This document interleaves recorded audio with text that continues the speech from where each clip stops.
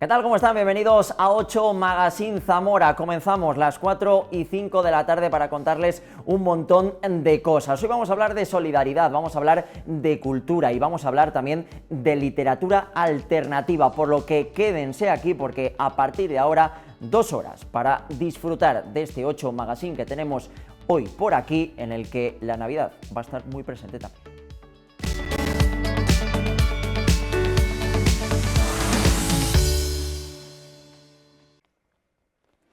Empezamos nuestros sumarios y hoy 8 Magazine hablando de la campaña solidaria de Cruz Roja, el juguete educativo. Bajo el lema "Forma parte de sus sueños", la organización impulsa la recogida solidaria de juguetes nuevos para hacerlos llegar en estas fechas tan señaladas y también durante todo el año 200 menores de familias de la provincia que atraviesan situaciones de dificultad social. El objetivo, sin duda, es que ningún niño o niña o adolescente quede excluido de la experiencia de jugar durante estas Navidades. Enseguida estamos con ellos.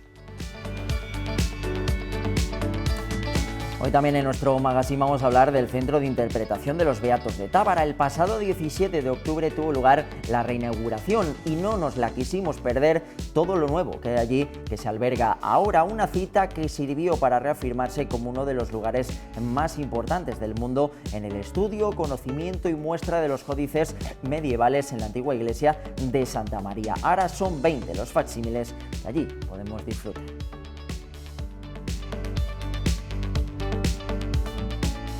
Y viajaremos hasta Madrid porque desde allí nos presentará su nuevo libro José Ángel Barrueco. El escritor zamorano afincado en Madrid nos muestra Antivirus y otros relatos, un libro en el que agrupa incisivos relatos protagonizados por los poderosos personajes y tramas que él mismo idea. En ellos convivirá el realismo sucio, toques de western, humor y sarcasmo, pero también sensibilidad y reflexión a raudales. Un título con el que Barrueco vuelve a demostrar una vez más por qué es uno de los autores más valiosos de la literatura alternativa.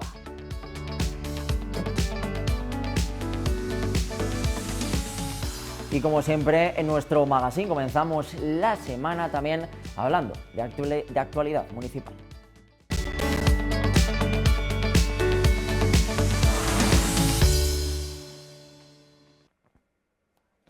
Esta tarde tendrá lugar una nueva reunión de la mesa de trabajo del ferrocarril de Zamora. En ella se abordará la solicitud de prórroga de los abonos del AVE. También analizarán la suspensión de la Comisión de Transportes en el Congreso, en la que se iba además a hablar acerca de la recuperación de frecuencias de AVE en Sanabria.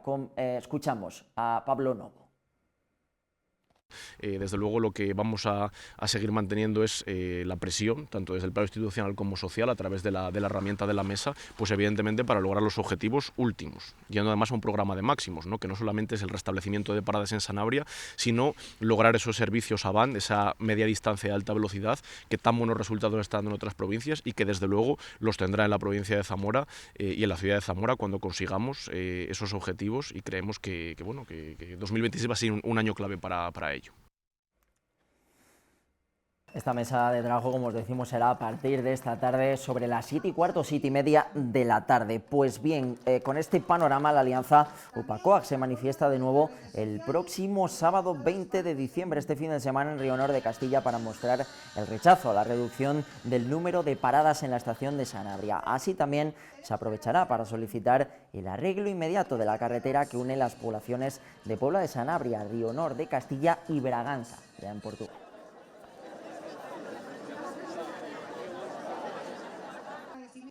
Y ya saben que este viernes tenemos programa especial, El Gordo de la 8, así se titula. Yo creo que prácticamente todos los que nos veis en esta casa lo conocen. Pues bien, 19 de diciembre, apúntense esta fecha porque el viernes vamos a entregar un montón de premios gracias a todos nuestros colaboradores. Manden el mensajito, ese mensajito de WhatsApp, que todavía están a tiempo para hacerlo porque pueden llevarse un montón de premios con El Gordo de la 8.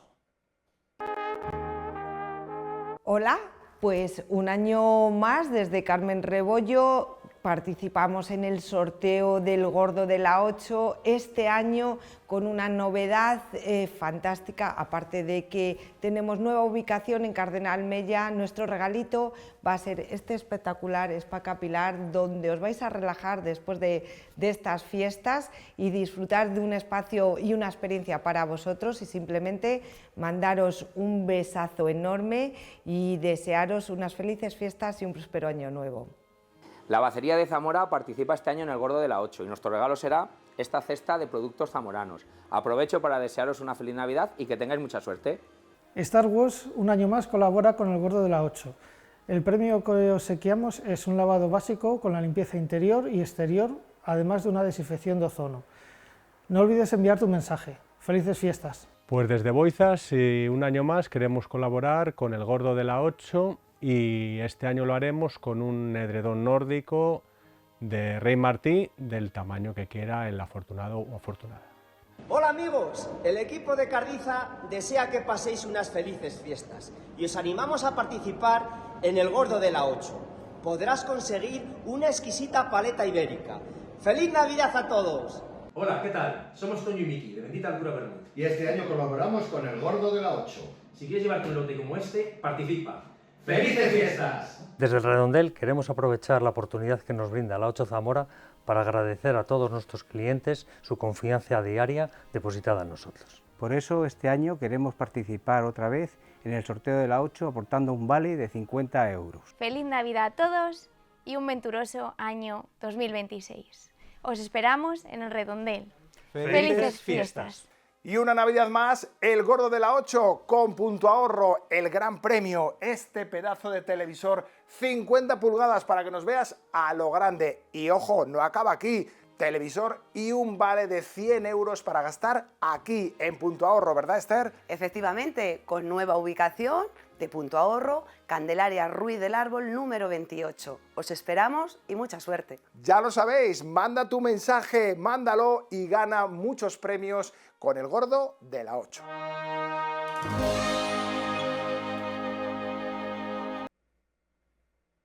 Ya han escuchado a todos nuestros colaboradores y a Óscar. Manden un mensaje al 659-124-969 y pueden ganar un montón de premios. Nosotros les dejamos ahora con Martina Carrión y Campo y Provincia. Un día más. Covadú les ofrece Campo y Provincia. Covadú, haciendo nuestro entorno sostenible.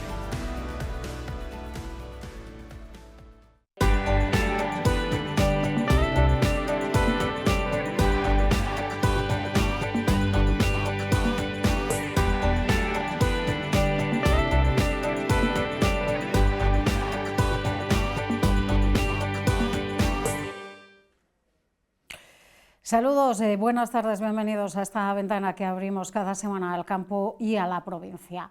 Hoy en concreto nos vamos a ir a una de las zonas más bonitas que hay en Zamora, como es la Sierra de la Culebra, pero vamos a ir para hablar de vinos. Para ello está con nosotras Teodora López, que tiene una preciosa bodega en Fradellos, pero además es tesorera de esa asociación de viñas y vinos de la Sierra de la Culebra. Bienvenida y gracias por estar aquí hoy con nosotros, que comprendemos que es una época en la que todos tenéis mucho lío. Muchas gracias, Martina, por habernos invitado esta mañana. Sí que bien es cierto que tenemos mucho que hacer, pero aún nos falta mucho para hacer, y si nos dan los medios de comunicación la posibilidad de poder exponer nuestro proyecto, aquí estaremos siempre con vosotros. Cuéntanos un poco, porque ya hace muchos años que empezó esta aventura de vinos de la Sierra de la Culebra, pero poco a poco se han ido sumando pequeñas bodegas y ahora ya sois 8. Sí, pues mira, te voy a explicar. Esto tengo que dar relevancia a nuestro presidente, Rubén Gago, que fue el precursor de esta idea y que en definitiva ha sido quien nos ha unido un poquito a todos.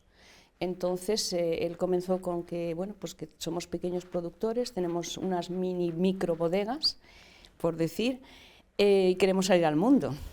Aliste existe, siempre digo yo, ¿no? Entonces Rubén empezó a crear lo que es la asociación Vinos de Sierra de la Culebra. Nosotros hemos ido añadiéndonos poco a poco.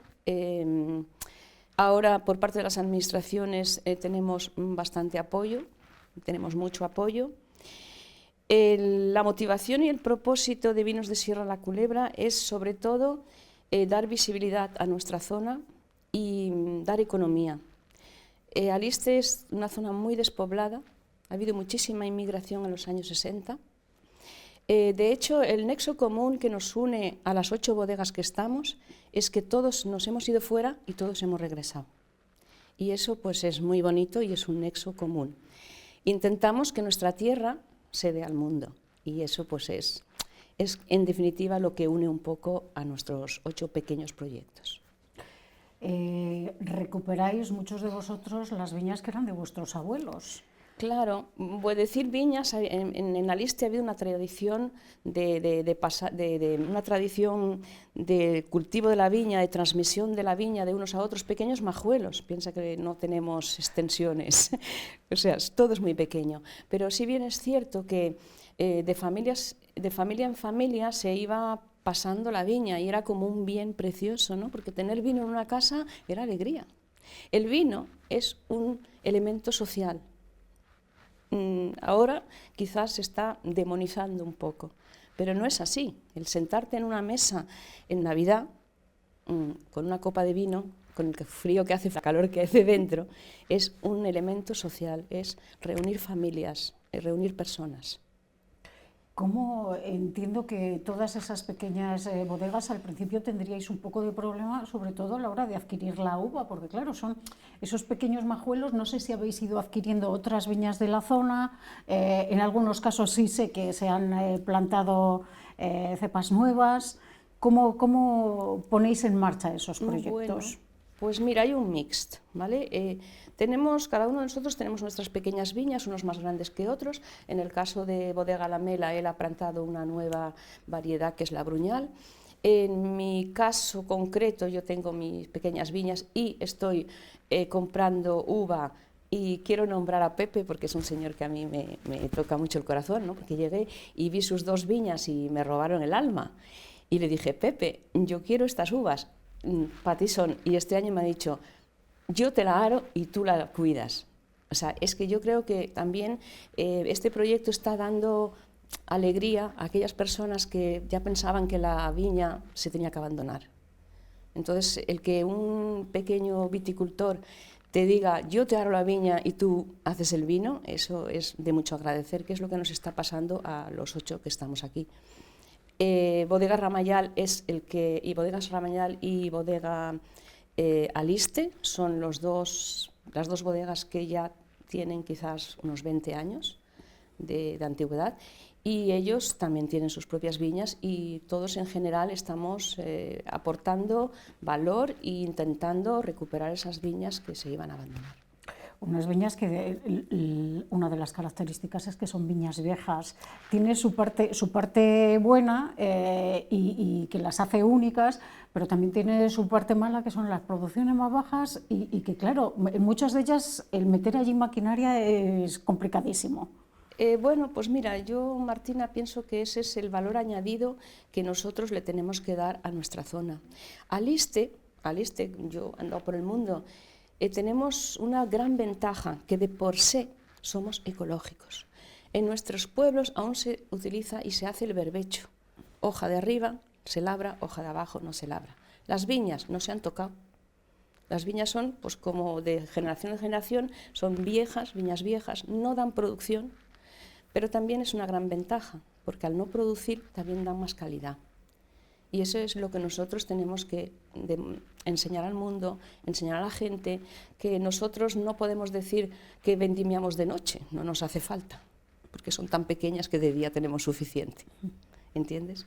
Y luego la ventaja de estas viñas viejas es que tienen unos suelos que generan unos vinos minerales, aromáticos y con mucha mineralidad. Vosotros, las producciones, para que nos hagamos una idea, entre la bodega que menos produce y la que más produce, ¿cuál sería la media? Porque son vinos completamente de autor, completamente artesanales. Sí, son vinos artesanales A mí me hace mucha gracia porque siempre nos preguntan, ¿qué producción tienes? La que podemos, Martina, la que podemos. Cada uno la que podemos. ¿Es totalmente artesanal? Sí. En nuestras viñas, en nuestros majuelos, en nuestros 900 metros de altitud que tiene Aliste, no podemos meter máquinas para vendimiar.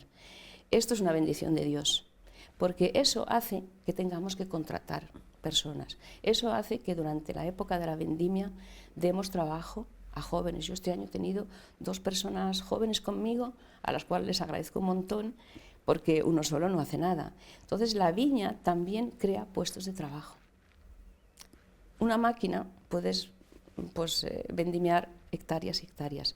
Viñas pequeñas tienes que buscar personas que te ayuden. Antaño era una fiesta, entre todos los pueblos, los vecinos ayudaban. A hoy en día, pues claro, tienes que contratar, con lo cual también estamos dando economía a la zona y eso es muy importante.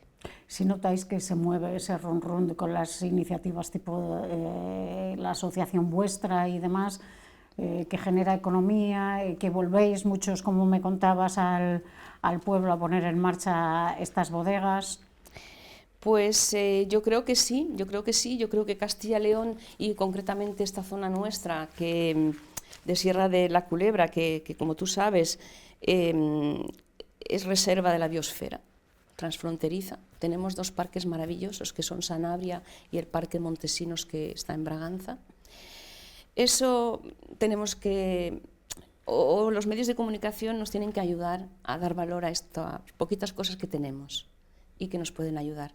El enoturismo es muy importante en Castilla y León, tenemos unas montañas maravillosas, tenemos una gastronomía increíble y yo creo que el enoturismo y el vino van de la mano y es donde nos tenemos que fijar nosotros, que somos pequeños, que internacionalmente nos gustaría estar, pero a lo mejor no les llega ni la capacidad que tenemos de producción. Entonces... Cuéntame, hablamos del enoturismo, hablamos de los vinos. Lo primero, ¿dónde vendéis vuestros vinos? ¿Cómo lo hacéis? Porque esas labores de promoción tienen que ser prácticamente un boca a boca y una venta muy, muy directa. Sí, yo concretamente creo que todos nosotros tenemos una venta muy directa al público. Contamos mucho con los operadores, que son los restaurantes. En definitiva, gente que nos trata con cariño, ¿no? Yo el otro día he entrado aquí en Zamora, en un restaurante, en varios, pero en un restaurante concretamente que me tocó el corazón. Sí, yo quiero tener un vino tuyo, porque quiero apoyar el proyecto. Entonces, quiero dar las gracias a los operadores, a los restaurantes, a las tiendas pequeñas del tú a tú, que son los que nos están animando a seguir adelante. Eso es muy importante para nosotros. Y el enoturismo, tenéis una zona privilegiada para fomentar el enoturismo, porque sí, en otras zonas, pues sí, a lo mejor hay grandes producciones y lo que se vende es la viña, pero vosotros tenéis la viña y todo lo que la rodea. Y todo lo que la rodea. Es que tenemos un valor, aquí en la zona de Zamora, es que desde los Arribes tenemos, por orografía, somos privilegiados y quizás no lo sabemos ver.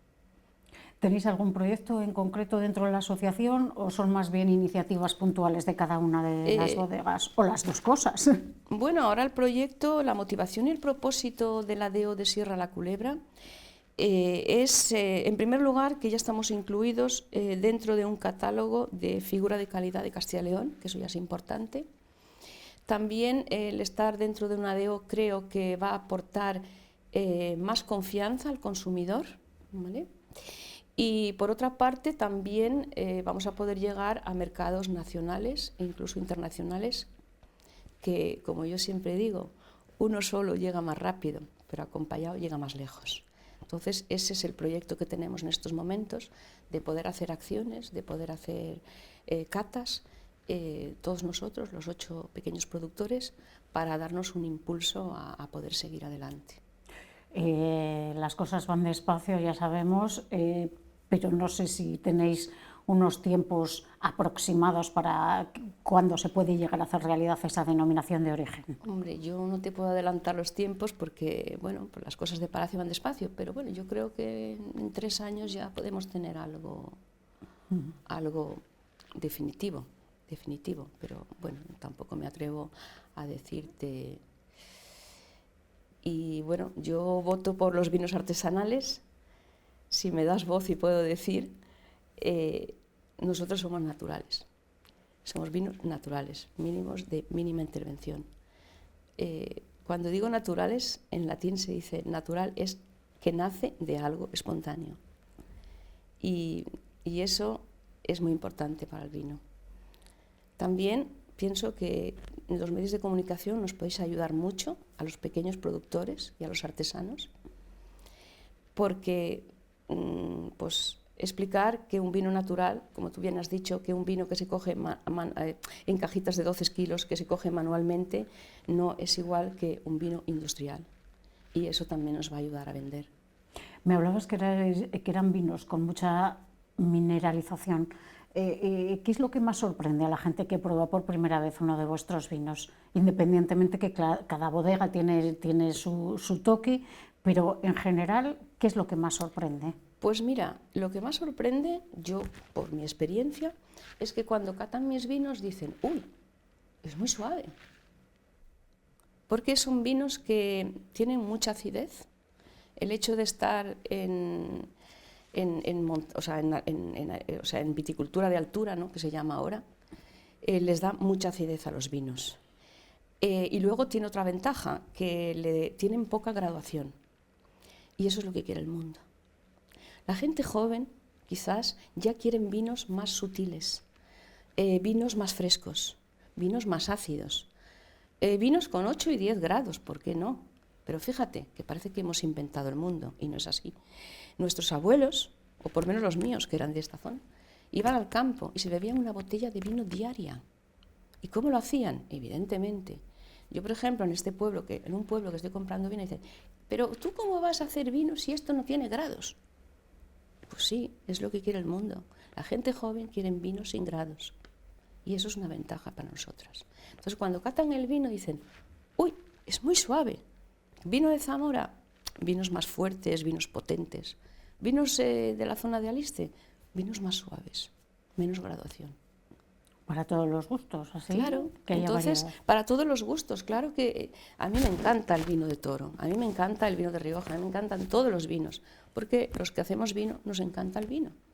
Pero nuestra peculiaridad es esa, que tiene mucha acidez. Y eso, pues bueno, es una ventaja. ¿Dónde me hablabas de que hay muchos restaurantes que os apoyan, que aparecen en las cartas, esos vinos de la Sierra de la Culebra? Supongo que muchos por la zona, que también atraen a centenares de personas todos los fines de semana principalmente. Y luego entiendo que también estáis en tiendas gourmet. Sí. Sí. Te lo digo porque como es una época de mucho consumo, pues ¿dónde podemos encontrar esos vinos de la Sierra de la Culebra? Pues mira, yo voy a decir, pues nos puedes encontrar en Zamora o por el mundo. Cuéntanos un poco, principalmente en Zamora, que será la mayoría de la gente que nos vea. Pues entonces aquí en Zamora, bueno, pues en los restaurantes de la zona, como Casa Fidel, como Casa Matellán, en la zona de Aliste, Casa Cipri, el Invernadero de Madrid, es que ahora me has pillado así, lo traigo en la lista, Provisión Rafa en Barcelona, que es una tienda gourmet así de charcutería, Puente de Aliste, aquí, el bar Puente de Aliste, también el... Ay, a ver si no me dejo a nadie, voy a quedar fatal, ¿eh? De todas formas, vosotros tenéis todos vuestra web. El portón también. Tenéis también de la asociación y ahí entiendo que hay contactos para que puedan hablar con vosotros y quien quiera o le podéis informar directamente de dónde pueden adquirir estos vinos. Todos tenemos Instagram, que hoy en día parece que llegamos a más sitios. Y yo creo que, bueno, si buscáis pues, las bodegas, La Mela, Caminos de Aliste, Cepas de la Culebra, Vino de Santos. Vino de Santos es un compañero que está abriendo un hotel, con lo cual en Sarracín, precioso, que yo creo que lo van a inaugurar antes de Semana Santa. Bodegas Castromendi, que también están con nosotros, a quien no me quiero olvidar nadie más. ¿Cuántas he dicho? He dicho muchas, ¿verdad? Estamos Yo creo que no me aquí. olvido. Ah, Bodegas Ramayal, por favor, que casi me olvido de ellos, no me puedo olvidar de ellos, que son muy majos. Y también Bodegas Aliste, de Javier, que están en Figueruela. Entonces yo os animo a que vengáis a vernos y si no podéis venir a vernos, pues que pidáis nuestros vinos por el mundo. Pues así lo haremos. Teodora, muchas gracias. Y quedamos emplazados. Cuando tengáis alguna iniciativa de enoturismo, nos lo contáis y desde luego en cuanto tengamos la denominación de origen también, pero como queda muy lejos, algo habrá que hacer antes. Pues muchas gracias a ti por darnos voz. Yo animo a lo que digo yo siempre, a democratizar el vino, a que la gente joven comiencen a beber vino, porque es una bebida social. Pues muchas gracias, Teodora. A ti. Y a todos ustedes no se vayan, tenemos que seguir hablando sobre todo de temas de actualidad. Ya saben que estamos teniendo un año complicado en cuanto a la aprobación de la PAC o ese planteamiento que se va a hacer de nueva política agraria común. Pues bien, este jueves 18 de diciembre las OPAs, entre ellas UPA y COAG, van a acudir a la manifestación que se va a llevar a cabo en Bruselas, en la que el campo europeo hará llegar a las tres instituciones claves de Europa, la Comisión, el Consejo y el Parlamento, sus reivindicaciones, empezando por la que consideran inaceptable reforma de la PAC y los recortes presupuestarios. En segundo lugar, la política comercial injusta que dicen la Unión Europea tiene con la agricultura local y, en tercer lugar, la urgente necesidad de una mayor y real simplificación de las cargas burocráticas para los profesionales del campo. En definitiva, un cambio que garantice la seguridad de los alimentos, la sostenibilidad y rentabilidad de las explotaciones, así como el acceso a alimentos de calidad y precios accesibles a todos los consumidores.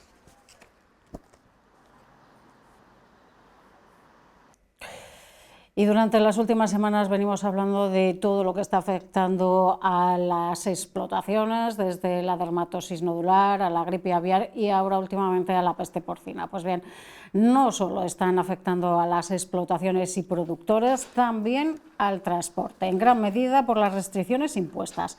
Hemos estado con José, un transportista de este sector en Zamora, que nos cuenta cómo afectarían esas restricciones aquí y ha recordado cómo fue la crisis del porcino clásico y sus consecuencias allá por los 80 y 90.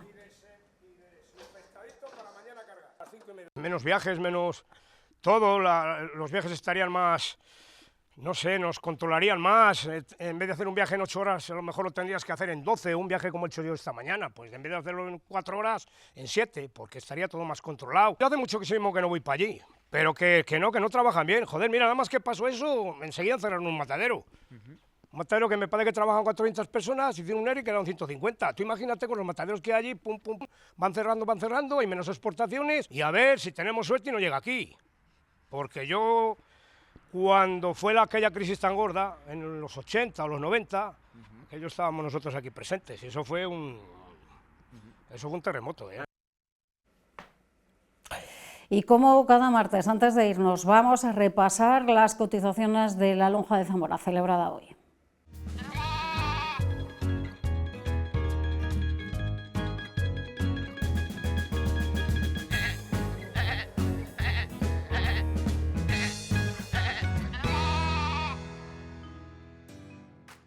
La lonja celebrada hoy en Zamora refleja la situación que mantiene actualmente el sector del porcino, con nuevos descensos en todos los parámetros. Caídas de nuevo en el selecto, normal y el graso. Así pasan a cotizar el selecto y el graso a 1,052 euros el kilo y el normal a 1,040. El cerdo de desvieje sigue bajando también y cotiza ahora a 30 céntimos, lo que son 2 menos que la semana pasada. El que mantiene su precio es el ibérico pienso hasta 150 kilogramos a 3,03 euros el kilo una semana más.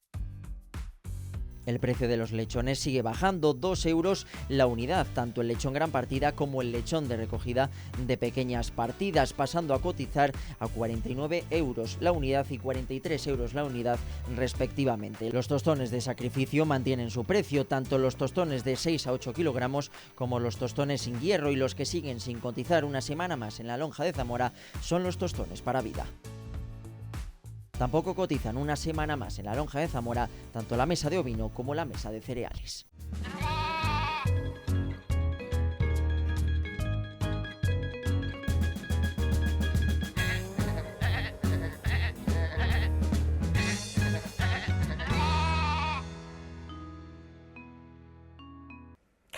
Y ahora sí, cerramos la ventana al campo y a la provincia. Ya saben que volvemos dentro de 7 días. Pasen una feliz semana. Adiós.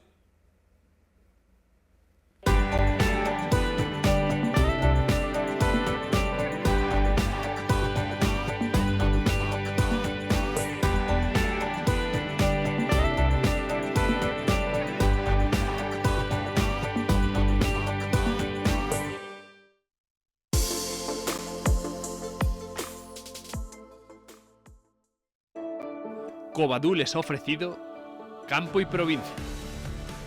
Covadú, haciendo nuestro entorno sostenible.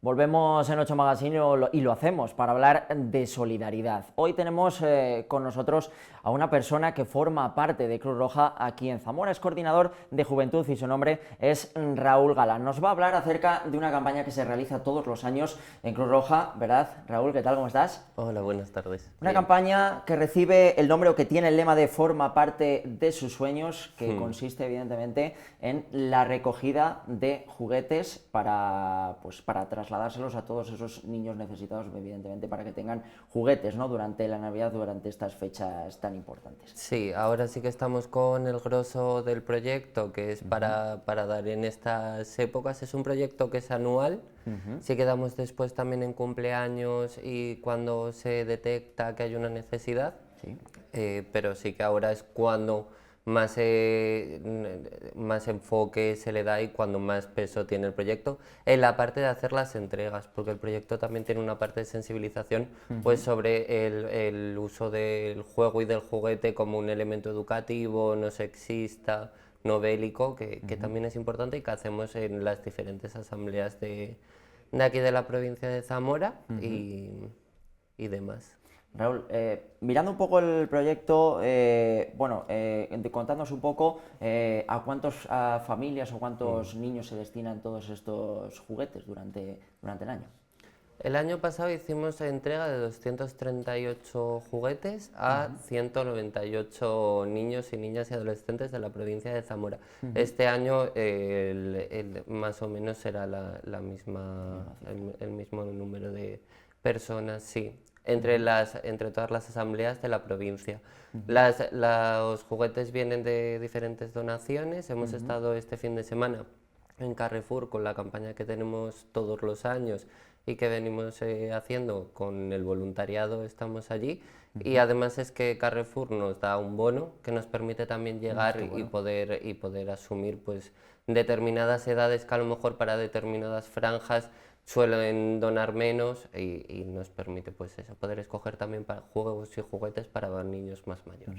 Raúl, ¿cómo detectamos la necesidad que hay en la provincia de Zamora o en Zamora? ¿Cómo detectamos o cómo llegamos a saber cuántas familias, ¿no?, son necesarias, ¿no?, para hacerles llegar todo esto?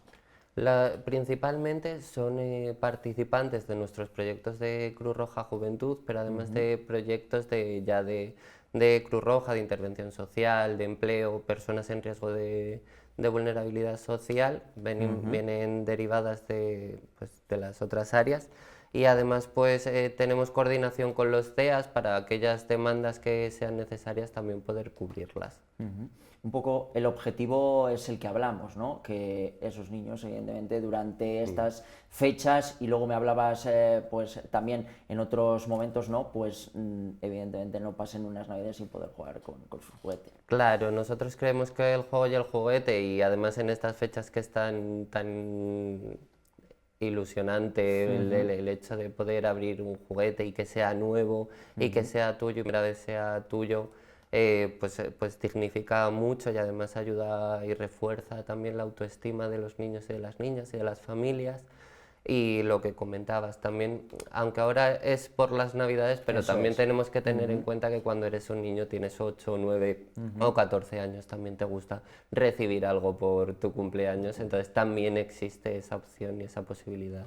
Nos recordabas antes, Raúl, un poco que, claro, para todos aquellos que quieran prestar su ayuda, ¿no?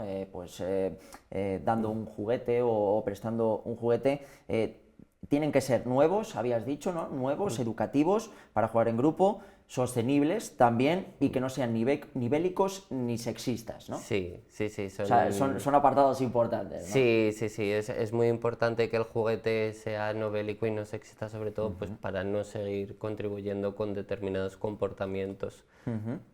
Además de esa recogida que se hace en Carrefour todos los años, si no me equivoco, también se os ayuda o se recoge esa ayuda a través de un equipo de baloncesto como es el Club Baloncesto Zamora, si no me equivoco también, ¿no? Y si no me equivoco también el Club Balonmano Zamora. Sí, van a haber este fin de semana, este sábado. Va a haber una recogida en los partidos también para poder conseguir financiación para el proyecto. Además, entre lo que comentas, el lunes 22 a las 6, Mucho Cuceo, que organiza la Navidad Cuza, también va a hacer diferentes actividades y demás, y ha propuesto una recogida de juguetes que al finalizar iremos desde Cruz Roja y nos harán entrega también de estos juguetes. El club también Padel Duero, que este fin de semana tiene el torneo. Este fin de semana es que hay muchas cosas. Se concentra todo un poco, ¿verdad? Sí. Y también desde hace varios años donan juguetes, que tenemos mucho contacto con ellas, nos dicen cuáles son los juegos o juguetes que necesitamos, pues, y nos hacen llegar esas donaciones a través de ellas. El tema de particulares, todos aquellos que quieran ayudar de esa manera, ¿dónde pueden colaborar? ¿Dónde tienen que dejar esos juguetes? Pueden contactar con nosotros en cualquiera de las asambleas comarcales que tenemos, tanto en Sanabria, Benavente, Toro, Fermoselle o Zamora. Nos llaman previamente y así podemos organizar la recogida y poder darle la atención que merece, porque las donaciones particulares también son muy importantes. Este podemos decir que es un apartado clave, ¿no, Raúl, dentro de Cruz Roja. Siempre es importante que los niños pues, puedan disfrutar de estas Navidades. Entonces desde Cruz Roja se le da una importancia importante, valga la redundancia, ¿no? Sí, tiene mucha importancia y además, ¿qué es lo que hablábamos al principio? Dignifica mucho y al final a través del juego se adquieren muchos valores. Entonces es muy importante jugar y jugar bien y tener juguetes con los que jugar bien. Dentro del apartado de juventud, Raúl, bueno, tenéis muchas más cosas. No sé si durante estas Navidades lleváis a cabo algún proyecto más o tenéis algo más que nos puedas contar durante el resto del año, qué acciones seguís llevando en el apartado de juventud en Cruz Roja. Ahora sobre todo estamos enfocados en esta parte, en el proyecto del juguete, pero ya empezamos con todos los talleres en centros escolares a gestionar y a organizar con los diferentes equipos de orientación a nivel provincial, pues el hecho de ir a dar charlas de educación para la salud, de prevención de conductas violentas, de igualdad de oportunidades. También estamos cerrando talleres de acualogía, que vamos a hablar a los coles de Benavente y de Zamora sobre el consumo del agua. Nos centramos un poquito ya en la organización de cara al 2026 y cerrar este año. Bueno, Raúl, pues muchísimas gracias por estar aquí en 8 Magazine con nosotros, por contarnos un poco todo acerca de esta campaña. No sé si se nos olvida algo que podamos contar.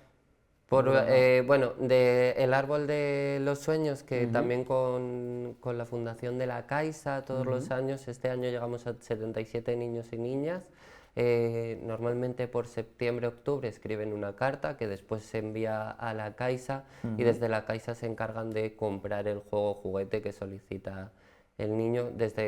Con esta donación también es una parte importante que además cubre bastante la necesidad y que nos ayuda y aporta mucho. Bueno, pues Raúl, muchísimas gracias. Muchísimas gracias también, yo creo, desde todos los televidentes por hacer esa labor tan importante, porque al fin y al cabo, en estas fechas es cuando más se nota, ¿verdad?, que hay muchas más familias necesitadas, y donde las necesidades están, ahí es donde está Cruz Roja tratando de ayudar. Exactamente, tenemos que agradecer a todas las donaciones particulares y a todo el equipo de voluntariado de Cruz Roja en Zamora, que también es un apoyo muy grande y que nos permite, sobre todo eso, llegar a todas las personas. ¿Hay algo que podamos recordar todavía, Raúl, que es hasta cuándo hay tiempo para hacer esas donaciones? Donaciones es a lo largo de todo el año, por lo que comentábamos. Vale. Pero aquí, sobre todo para esta campaña de Navidad. Durante esta semana y la semana que viene, porque después, aunque nosotras vayamos a hacer las entregas durante esta semana y la que viene, sí que si hay algún caso extraordinario que llegue de última hora y demás, siempre va a haber posibilidad de darlo.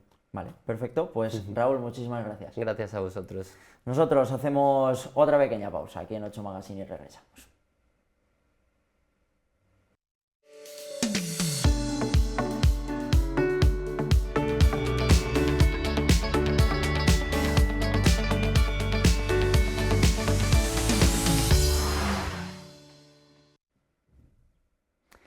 Ya estamos de vuelta en 8 Magazine y lo hacemos para hablar del arte de la escritura, y precisamente de un escritor que es de aquí de Zamora, pero que se encuentra viviendo en Madrid. Hablamos de José Ángel Barrueco y lo tenemos al otro lado de la pantalla. José Ángel, ¿qué tal? ¿Cómo estás? Hola, muy buenas, encantado de saludarte. ¿Qué tal todo por Madrid, José Ángel? Bien, va bien. Ahora en este mes hay mucha gente, pero bueno, ya estamos acostumbrados a lo que es diciembre. Bueno, vamos a hablar... con ganas de volver a... Dime. No, tranquilo, dime. No, con ganas de volver a la tierra unos días, en Navidades. A ver si para Nochebuena ya podemos volver. Siempre se echa un poco de menos, ¿verdad? La tierra. Sí. Bueno, efectivamente. Pues vamos a empezar hablando, José Ángel, de lo que nos trae hoy a 8 Magazine, que es tu libro Antivirus y otros relatos. Cuéntanos un poco cuándo lo publicas y bueno, dónde lo vamos a tener disponible ya para saberlo un poco y poderlo comprar, ¿no? Poderlo adquirir y disfrutar un poco de él. Y ahora empezamos a hablar un poco del libro.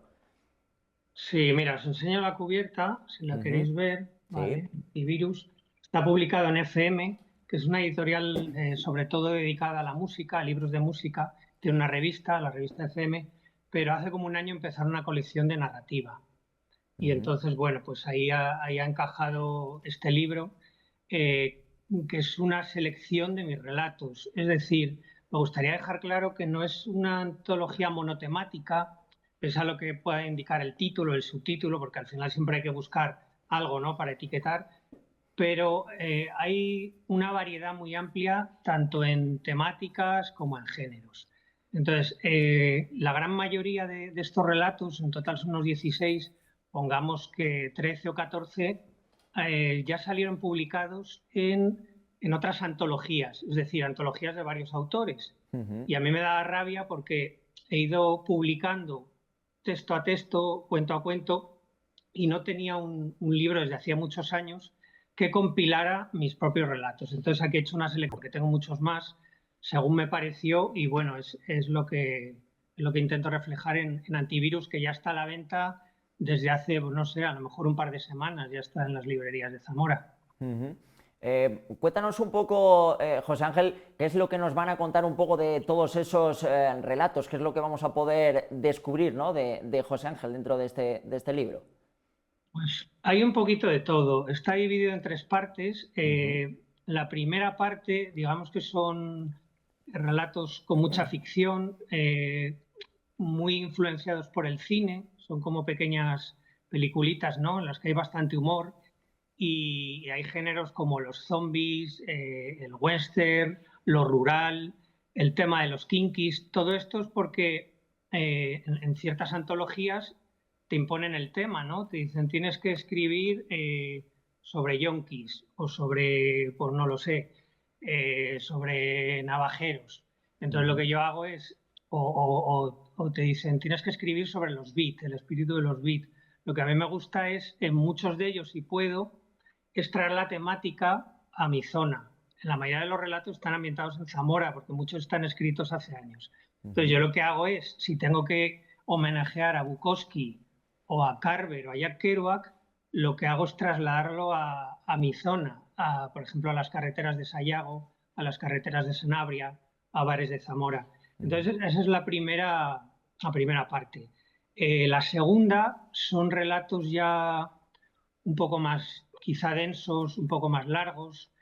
Ya es una especie de realismo, alguien lo llamaría realismo sucio, puede ser, en el que empiezan a filtrarse toques autobiográficos. Muchas cosas, parte de las cosas que he vivido, que me han contado, ¿no? Y se van impregnando. Esta parte es tiene menos influencia del cine y tiene más influencia de la literatura.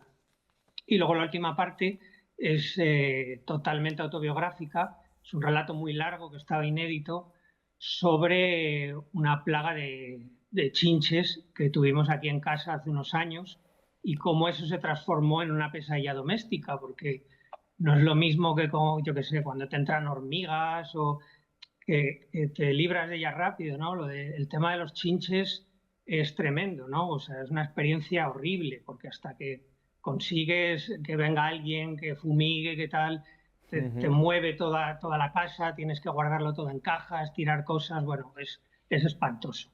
Y estas son las tres partes. Luego, entre cada parte he introducido como unos intermedios. Sí. Eso es una referencia mía al cine de antaño, cuando había, por ejemplo, programas dobles en los cines de barrio y había un intermedio, ¿no?, entre película y película. Lo que he hecho yo aquí en esos intermedios es poner relatos cortitos, es decir, es como si estuvieras en el cine y en vez de ante la pantalla en blanco te pusieran un corto, te proyectaran un corto para que no te aburrieras entre películas, ¿no? Entonces son mis cosas.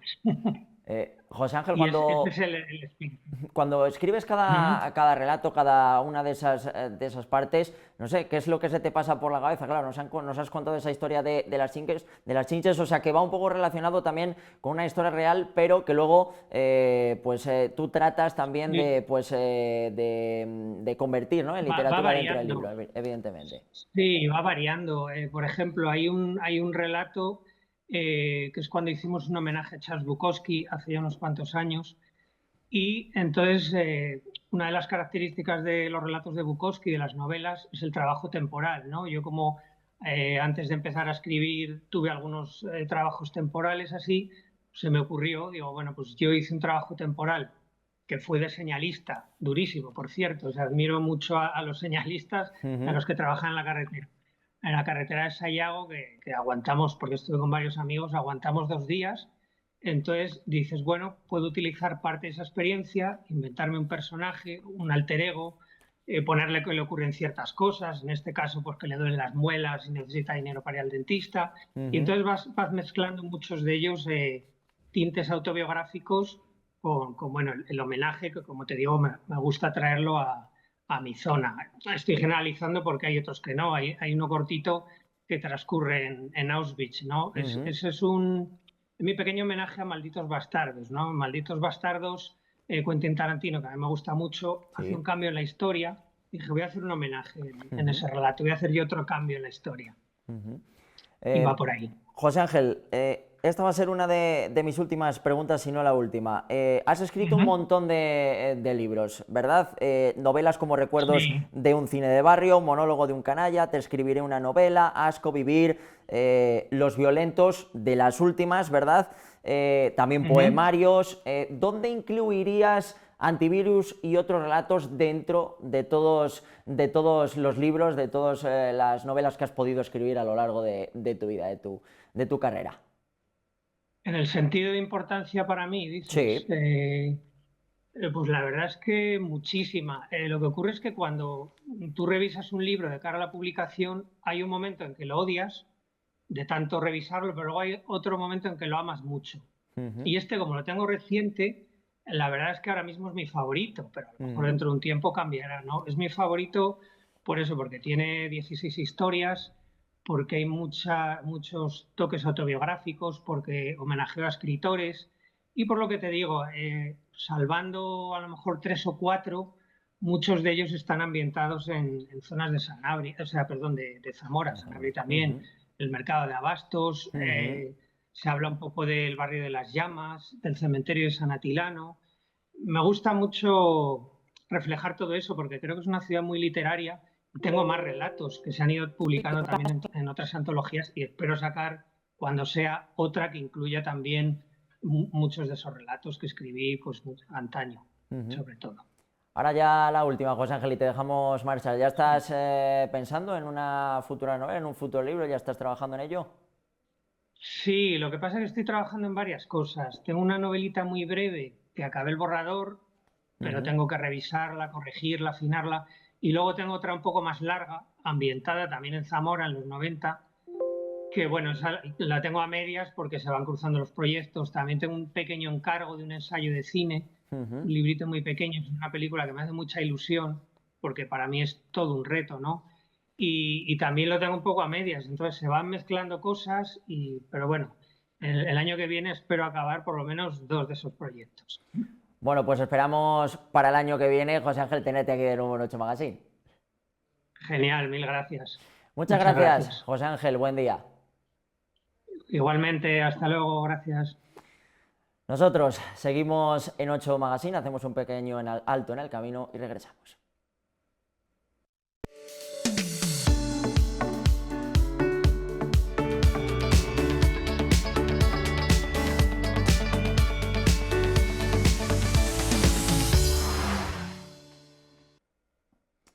Ya estamos de vuelta en 8 Magazine, ya nos va quedando poco de programa y ahora os vamos a presentar o vamos a desplazarnos hasta Suplemento 8. El pasado 17 de octubre tuvo lugar la reinauguración del Centro de Interpretación de los Beatos de Tábara. Pues bien, nosotros no nos quisimos perder todo lo que se alberga allí nuevamente, una cita que sirvió para reafirmarse como uno de los lugares más importantes del mundo en el estudio, conocimiento y también muestra de los códices medievales en la antigua iglesia de Santa María. Ahora son 20 los facsímiles que allí se albergan, que allí podemos disfrutar. Disfruten del reportaje.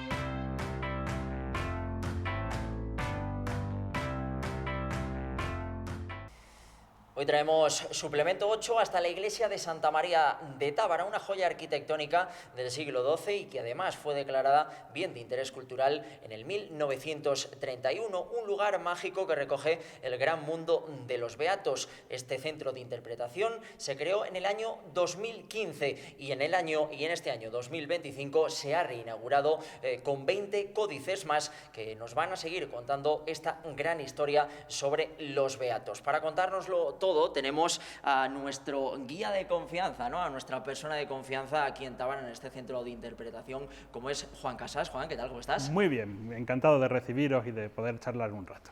Cuéntanos un poco acerca de esa reinauguración, podemos llamarlo de esa manera, ¿verdad, Juan? De esos 20 códices nuevos que tenemos aquí en este centro de interpretación. Cuéntanos un poco cómo fue esa reinauguración, en primer lugar. Bueno, desde el 2015, como comentabas, que fue la inauguración de la exposición propiamente dicha, hubo una intención de ampliar con aquellos que tenían relación con el Scriptorium de Tábara. En los últimos años, en los 2 últimos años, esa intención se ha llevado ya a cabo y se han adquirido poco a poco, con un gran esfuerzo económico, las reproducciones, los facsímiles de los beatos que tienen iluminaciones y también de los fragmentos de códices fragmentados de los beatos, que conservamos 1 o 2 páginas como mucho. Y eso nos va a permitir, o nos permite ya en la exposición del Centro de Interpretación, observar esa evolución del arte románico ya cercano al gótico en el siglo XIII, nos permite verla en un mismo sitio, en un mismo lugar, y evaluar también esas similitudes y diferencias entre unos y otros, y las relaciones que tienen algunos de esos beatos con el Scriptorium de Tábara y los que no. Hablábamos, Juan, si no me equivoco, de que en esa inauguración, ¿no?, en el año 2015, solo, si no me equivoco, teníamos 4 facsímiles, ¿no? En primer lugar, esos relacionados, ¿no?, directamente con Tábara, y también, si no me equivoco, otros, ¿no?, que también servían como de copias, ¿no?, a ese relacionado directamente con el de Tábara. Sí, además de los paneles propiamente que ya se encontraban en la exposición inicial, lo importante, las piezas importantes de la muestra eran los 3 códices relacionados con el escritorio de Tábara, el Beato de San Miguel o Beato Morgan, el Beato de Tábara y el Beato de Gerona. Además de ellos 3, también se exponía el Beato de las Huelgas, que es un códice del siglo XIII, que utilizó como referencia, muy probablemente, el Beato de Tábara. Tanto es así que plasmó en las últimas de su página la misma torre que aparece en el Beato del siglo X, elaborado aquí. Bueno, Juan, si no me equivoco, nos encontramos en el centro valga la redundancia, de este centro de interpretación, ¿no? Lo que encontrábamos en primer lugar y lo que teníamos cuando hubo esa inauguración en 2015, esos beatos de Tábara, también el beato de Huelgas. Cuéntanos un poco acerca de cada uno de ellos, ¿no?, y con detalle qué es lo que podemos ver en esta exposición y qué van a poder ver el resto de personas cada vez que se acerquen. Efectivamente. Esto es el corazón de la exposición, además propiamente el centro casi de la propia iglesia, el lugar, como decíamos, donde exponemos lo más importante para nosotros. Y lo más importante también un poco en general, porque como aquí en las vitrinas que tenemos alrededor, tenemos los facsímiles que comentábamos relacionados directa o indirectamente con el escritorio de Tábara. En primer lugar, el Beato de San Miguel o Beato Morgan. Se llama Morgan porque se conserva en la biblioteca Morgan Piper de Nueva York. Fueron ellos quienes lo adquirieron y quien los conserva actualmente. Ese Beato Morgan se realiza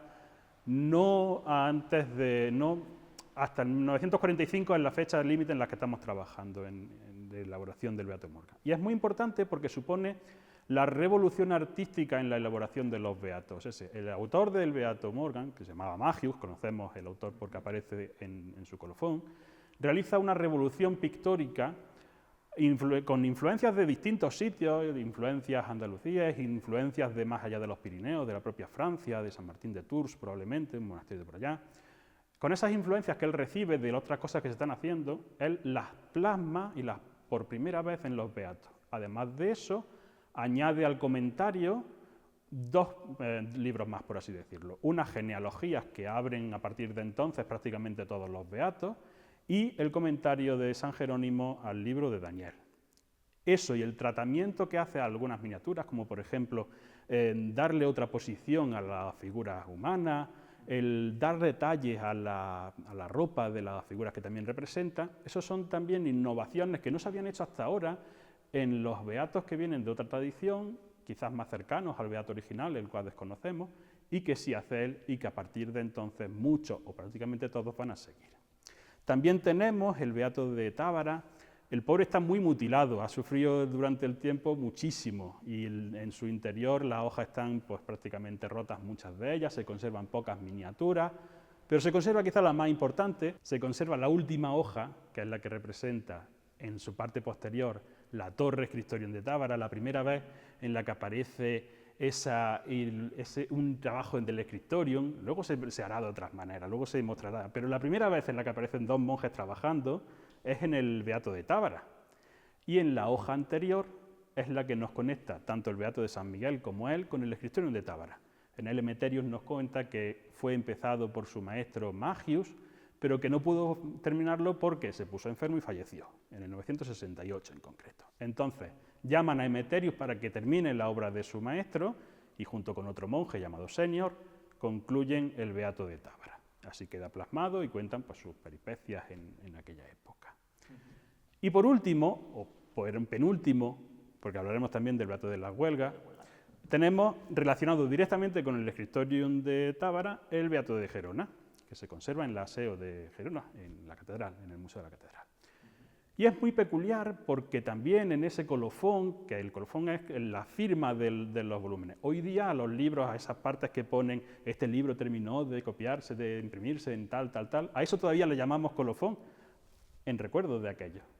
Entonces, en ese colofón del Beato de Gerona se nos dice que trabajaron en él Emeterius y Señor, y una cosa muy importante, que también trabajó una mujer llamada En o Ende, que se la denomina pintora y ayudante de Dios, posiblemente una religiosa del monasterio. El Beato de las Huelgas es prácticamente el último de los beatos que se realiza en el siglo XIII, ya en el 1220 está fechado. Y sabemos que utilizó como referencia para su copia, el Beato de Tábara o uno que era idéntico al Beato de Tábara, porque plasma también en su última hoja, no en un colofón, no nos explica nada de ahí, sino que nos dejan la miniatura de gran tamaño, en este caso, de la Torre Scriptorium de Tábara, con un estilo muy distinto al de Tábara, un poco más tosco, menos profesional, por así decirlo, pero igualmente bello, y en la página siguiente aparece una omega muy parecida, casi idéntica, a la que también corona el Beato de Tábara. Entonces, por esa imagen de aquí sabemos que el Beato de la Huelga utilizaría como referencia el Beato de Tábara. Y, Juan, podemos decir que en este beato, ¿no?, también vemos o aparece de una forma más clara, ¿no?, uno de los escritores, ¿verdad?, que que no podíamos apreciar, ¿no?, realmente en ese beato de Tábara, ¿no? Comentábamos que el Beato de Tábara está muy mutilado, está muy maltratado, fruto de un mal cuidado a lo largo de los años. Los beatos, una breve reflexión, los beatos no fueron tenidos en cuenta, por así decirlo, en el arte hasta prácticamente época muy reciente. El realismo es lo que importaba. Con el barroco y posteriormente ese realismo de plasmar la realidad es lo que importaba. Entonces, aquello que no plasmaba la realidad era tenido como cosa insignificante. Eso llevó a que se tuviese muy mal cuidado, por eso muchos de los beatos pues, se conservan malamente o incluso sus hojas se servían para cuidar documentos de época posterior a ello. Fue con las vanguardias artísticas cuando se supo valorar el valor de esos beatos. Estaba deteriorado aquel, no podemos ver hoy día esa tercera figura que aparece en el Scriptorium, pero sí se ve en el Scriptorium del Beato de las Huelgas. Aparecen dos monjes trabajando, probablemente lo que están haciendo es plasmando una especie de plantilla que se utilizaba en el pergamino, y el tercero está precisamente haciendo la labor previa, que es recortar esos pergaminos para que tuviesen la forma que hoy conocemos como un folio, pero la piel ya tratada, pues ese tercer personaje la está recortando, la está tratando para que pueda recoger la tinta de esos dos monjes que trabajarán después. Hemos reivindicado parte de lo nuestro al principio de esta entrevista, ¿verdad, Juan? Ahora vamos a tratar un poco esos restos arqueológicos, ¿no?, de esta joya arquitectónica, ¿no?, que recoge este centro de interpretación de los beatos, ¿verdad?, que tenemos por aquí a nuestras espaldas. Tú lo comentabas al principio, en la iglesia se consagra, lo sabemos por una inscripción que hay junto a la puerta de entrada, se consagra en el 1137, en el siglo XII. Muy probablemente, casi con seguridad, se construye sobre los restos de ese monasterio del que venimos hablando, en el que existía un scriptorium, un lugar en el que se escribe. Probablemente, digo, se funda sobre esos restos. Quedan todavía, creemos, estamos casi seguros que queda mucho por descubrir. Prácticamente todo lo que se conserva tras las rejas de este arco que se descubrió en las labores de restauración a finales de los años 60 y luego en los 70 y en los 80, lo que conservamos aquí, prácticamente todo se encontró al rebajar el terreno para conservar esas dos columnas de ahí. Entonces, todos esos capiteles, todas esas basas, todas esas columnas han aparecido casi con seguridad, casi todas, aquí. Y esas piezas de aquí, que son muy importantes, si quieres hablamos de ellas, también están muy relacionadas con este monasterio, aunque han aparecido en otros lugares probablemente pues llevadas para ser utilizadas en otra construcción. Entonces, como te decía, es una tarea pendiente que debería de realizarse cuando se pudiera, pero lo antes posible mejor. Es un estudio arquitectónico de los alrededores y el interior propio de la iglesia, para arrojar luz a lo que todavía está totalmente o prácticamente totalmente en tinieblas, que es esa historia previa de la iglesia de Santa María y su existencia como monasterio en el siglo X. Que son todas esas partes que tenemos a nuestras espaldas en las que se ve con detalle, ¿no?, valga la redundancia, ciertos detalles, ¿no?, y que han aparecido alrededor, ¿no?, de esta iglesia. Casi todo lo que se conserva dentro de la torre, pues eso ya es la torre de Tábara, son columnas y capiteles sobre todo. datados en el siglo X, o sea, antes de la inauguración o de la consagración de esta iglesia en el siglo XII. Eso nos lleva a que hay una historia previa de este lugar, nos lleva a saber que aquí hubo algo antes que esta iglesia en el siglo XII. Que no sé, esto no nació de la nada, no fue una idea del rey Alfonso III que se encargó a San Froilán de, oye, vamos a hacer aquí algo y tal. No fue una cosa de los reyes posteriores, no, aquí hubo una vida anterior y esos restos nos indican de ello. Te decía que los dos quizás más importantes que conservamos son esos dos que tenemos aquí, que son dos restos de mármol de lo que parece ser un sarcófago. Un sarcófago del siglo VI, no está hablando más allá de la historia del monasterio de Tábara del siglo X, que probablemente fue reutilizado en esa época del monasterio para enterrar, para conservar los restos de alguien, de una figura importante. No a cualquier persona se la entierra en un sarcófago de esa envergadura. Opciones hay varias, seguras casi ninguna. Probablemente recibió los restos del primer abad del monasterio, de un taralandisco, que nos hablan algunas inscripciones de él, o probablemente sea el sarcófago que menciona Emeterio en el Códice de Beato de Tábara. Dice que Magius está enterrado en el monasterio en un sarcófago. Como dicen los italianos, si non è vero, è ben trovato. Si no es verdad, pues está muy bien encontrada la idea. Aparece ya esa mención de ese sarcófago en el Beato de Tábara, con relación a Magius, autor del Beato de San Miguel, y aquí tenemos restos de un sarcófago, pues sería ideal que fuese el propio. Bueno, Juan, hablábamos de esa reinauguración, ¿no?, que tenía lugar el 17 de octubre. Con motivo de esa reinauguración se traían nuevos beatos, ¿verdad?, que siguen ampliando pues este gran centro de interpretación que tenemos aquí en Tábara. ¿Por cuál comenzamos, en primer lugar? Bueno, lo hemos distribuido como en tres momentos, que son tres momentos que corresponden al estilo artístico de los beatos. En primer lugar, empezamos con los beatos mozárabes, que son los que se elaboran en el tiempo que se hacen los beatos relacionados con Tábara, siglo IX al siglo XI, al siglo X probablemente. El primero de ellos es el más antiguo que conservamos, un fragmento, solamente una página, el fragmento de Silo, que es de finales del siglo IX. Es importante porque no hay ningún fragmento, ningún códice, nada cercano del original.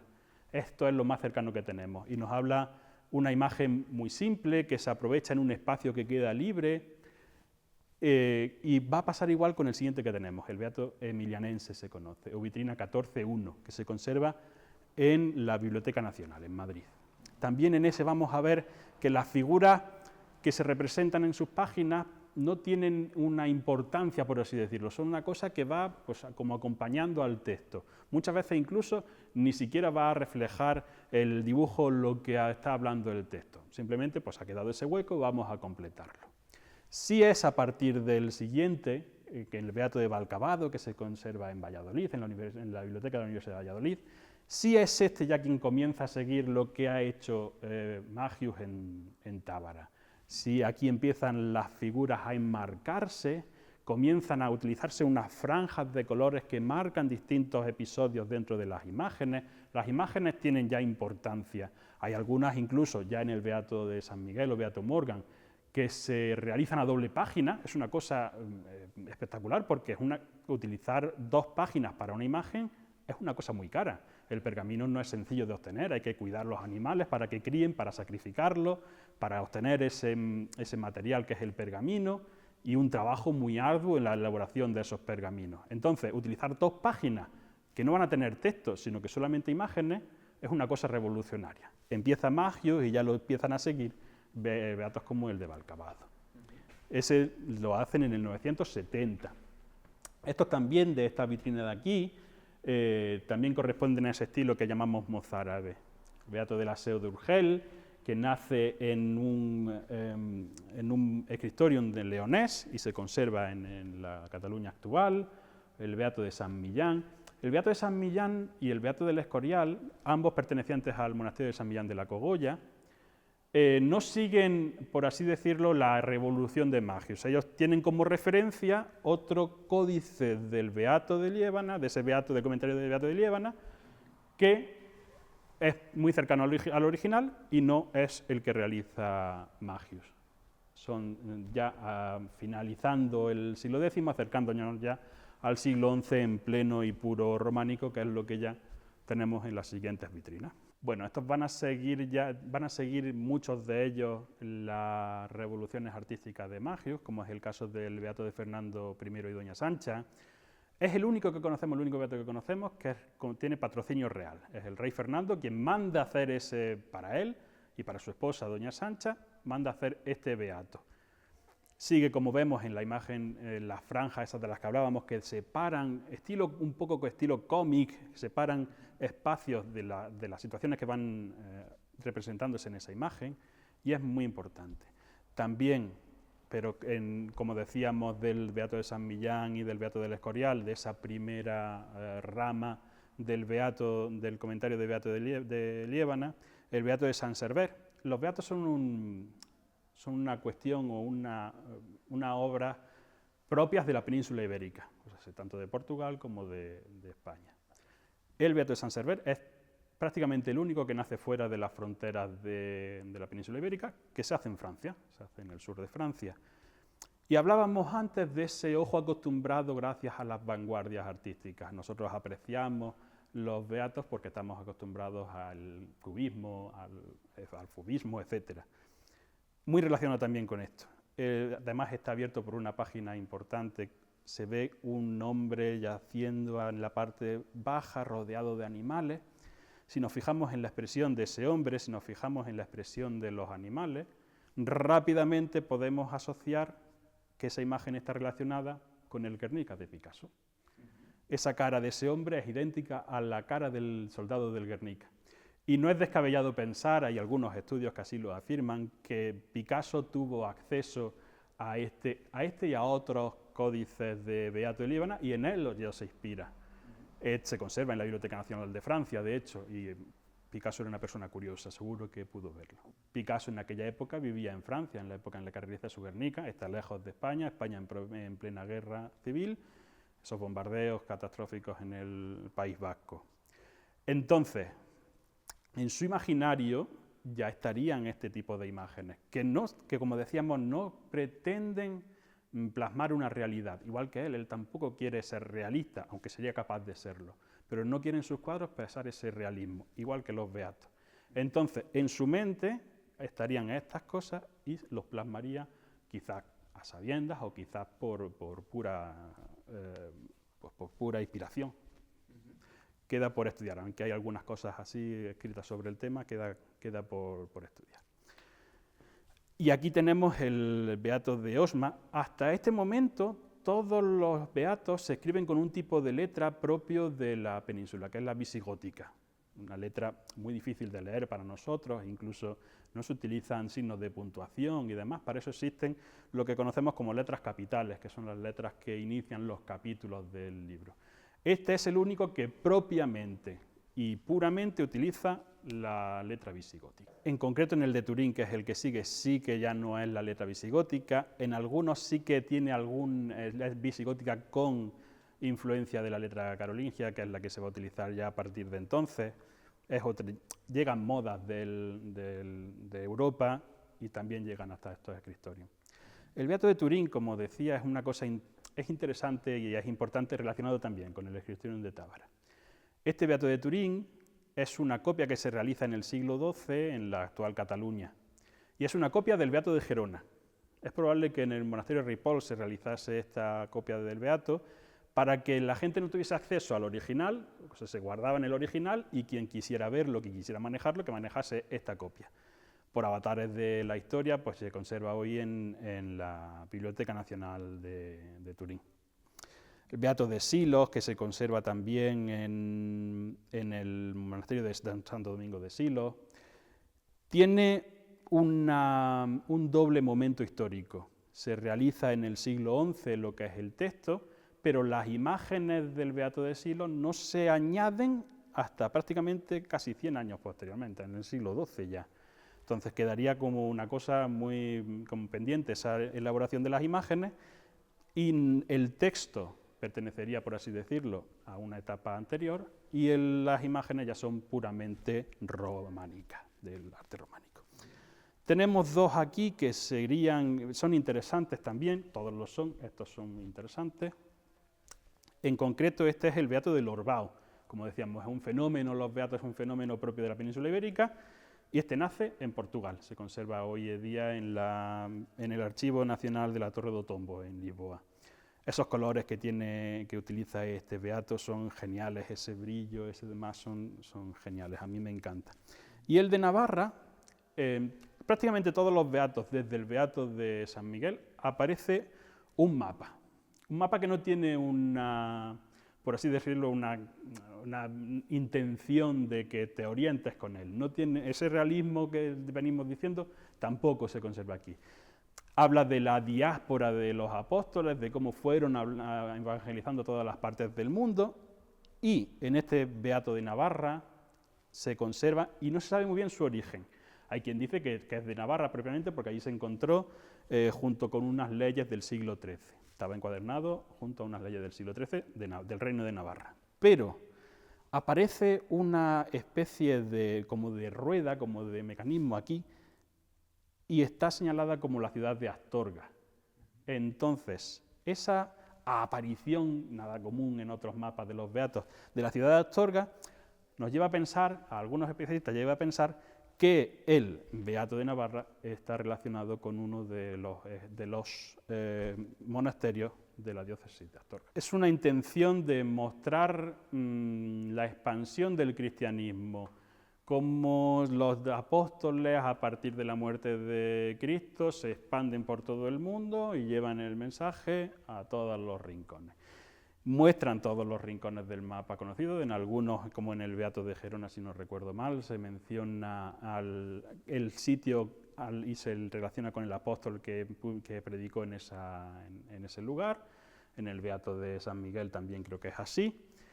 Y es esa la razón por la que se incluyen los mapas, no una razón propiamente geográfica, probablemente no conocían todos los lugares que plasman en sus mapas, pero sí con referencias a otros libros. Ya en los libros de San Isidoro aparecen algunos mapas muy sencillos, muy simples, no tan elaborados como estos o como otros que podemos ver, pero así, pues esa expansión del cristianismo. Aunque siguen conservando el estilo románico propiamente en sus imágenes, las podemos ver, aunque siguen conservando el estilo de letra que se hace popular en esta época, sí es por su tamaño, sobre todo, por el que se distingue. Sobre todo el Beato Corsini.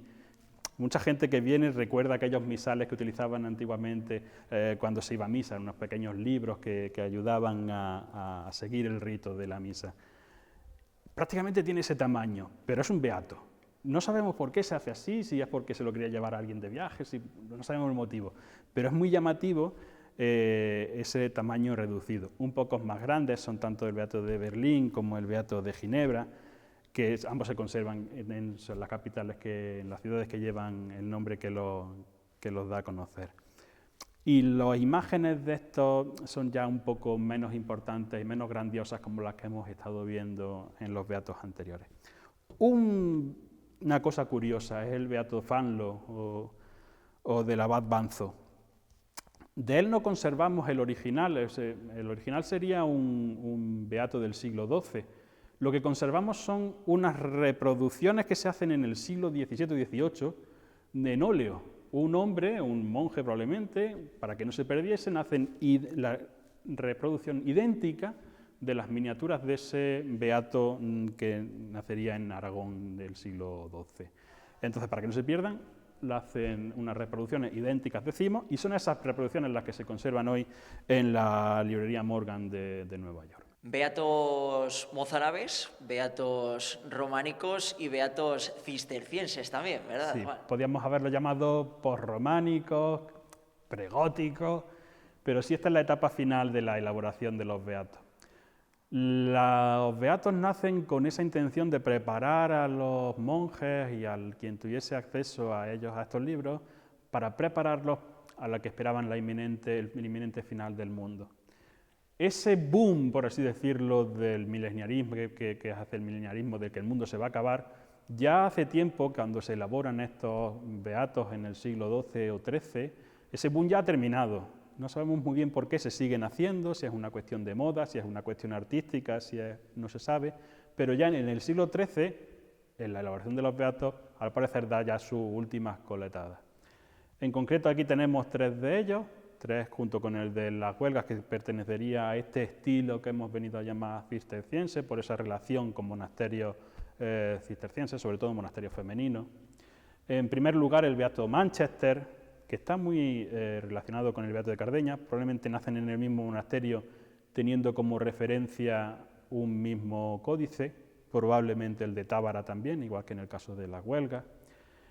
Es mucho más, ¿cómo decirlo? La calidad del de Manchester es mejor que el de Cardeña. Es probable que el iluminador del beato de Manchester fuese más profesional que el que hace el de Cardeña. El de Manchester se conserva en la Universidad de Manchester y el de Cardeña pues están repartidos en distintos lugares porque se conservan, algunos folios se conservan en Madrid, otros se conservan en Nueva York, si no recuerdo mal, y hay otros que me parece que están en Gerona. El último de ellos es el beato de San Andrés del Arroyo, que nace para el monasterio de San Andrés del Arroyo, un monasterio femenino cisterciense. No se sabe muy bien dónde, cuál es el escritorio que lo realiza, probablemente alguno en la zona de Burgos, no se sabe muy bien. Y es conjunto con el beato de las huelgas, el último que se realiza, siglo XIII propiamente, o en 1220 como aquel, o en el 1235. Y las imágenes son apabullantes. Está abierto además por una página que daría verdaderos escalofríos a la gente que lo contemplase en aquella época. ¿Qué imágenes podemos contemplar en estos beatos, Juan? Pues en concreto están abiertas, casi todos los beatos representan, pues como se puede uno imaginar, imágenes apocalípticas, imágenes del final de la historia. Este en concreto está abierto por una página, en la izquierda vemos una especie de demonios que castigan a los pecadores, y en la otra aparece una representación tanto de la gloria como del infierno. El infierno como una gran boca que se traga a aquellos que han ido en contra de las leyes divinas. Algunos demonios incluso arrastran a personajes importantes de la época, a reyes, a obispos, a monjes y demás. Nadie está libre de poder caer en esas penas del infierno. Y hay otros que disfrutan de la gloria eterna porque han seguido las leyes divinas. Es lo que querían plasmar los monjes en esto y es lo que vemos aquí. Juan, no puedo terminar esta visita sin preguntarte por qué en el año 800 ese fin del mundo, si no me equivoco. Sí, Beato hace unas cuentas, leyendo la historia sagrada y leyendo también algunos teólogos, hace unas cuentas diciendo, bueno, el mundo tiene que acabarse porque igual que fue creado en 6 días, y al 7º descansó, la historia del mundo se va a dividir en 6 milenios. Entonces, al año 800 coincide con el final del 6º milenio. Con los cálculos de Adán a Eva, hasta Jesucristo, pasan 5000 y pico años. Y en la época en la que vive Beato, muy cerca del año 800, dice, pues aquí se acaba la cosa. Entonces, para preparar ese fin que él considera inminente, que él considera que va a llegar ya, realiza ese comentario al Apocalipsis de San Juan, que es el último libro de la Biblia católica, en el que se habla con una forma muy metafórica, muy compleja muchas veces, con imágenes que no son nada sencillas de leer. A eso ayudan las imágenes que aparecen en los Beatos y que aparecerán en otros libros que sigan el Apocalipsis. A partir de eso pues se reflexiona y se prepara el final del mundo.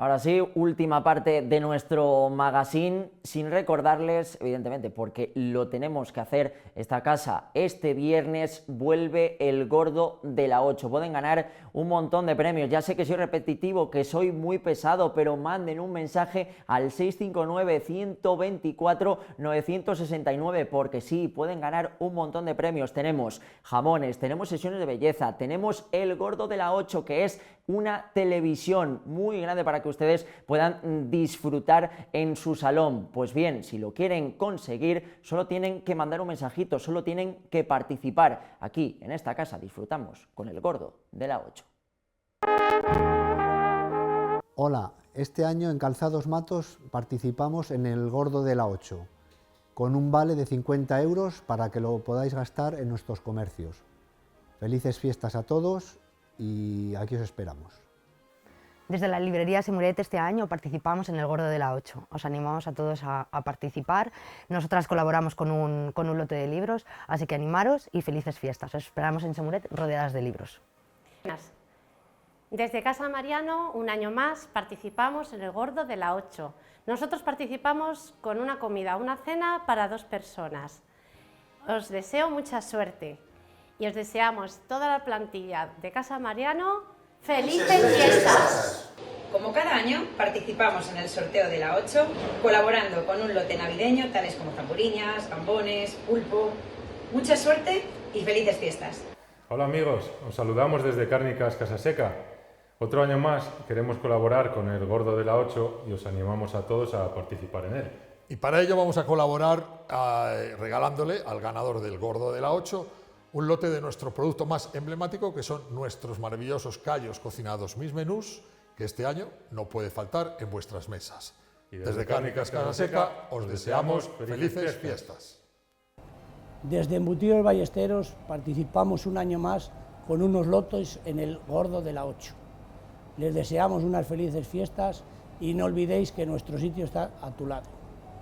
Este año, desde el restaurante Los Castaños en Trabazos, participamos en el Gordo de la 8 con un vale de 50 euros para que venáis a disfrutar de nuestra gastronomía.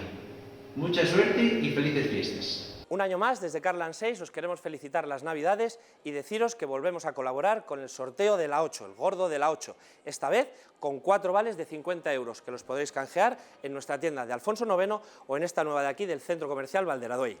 ¡Suerte!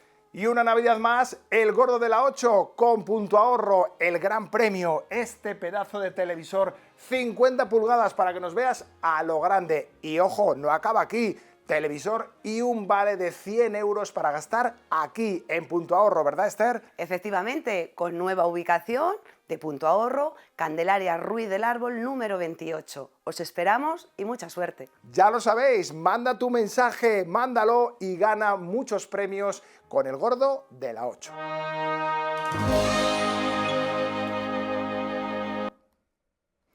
¿Qué pinta ese lechazo de Casa Mariano o esos callos de Casaseca o qué pinta, ¿no? También esa tele de 50 pulgadas y ese vale de 100 euros para gastar en Punto Ahorro, que evidentemente es el Gordo de la 8 Zamora. Ya lo saben, manden ese mensaje y pueden ganar un montón de premios. Nosotros nos despedimos hoy de 8 Magazine, volvemos mañana con más entrevistas, con más contenidos, también con ciencia. Mañana, ya se lo voy avisando, mañana ciencia en serie también. Y por supuesto con nuestra compañera Cristina Calvo, que regresa mañana al programa. Nosotros nos despedimos. Adiós.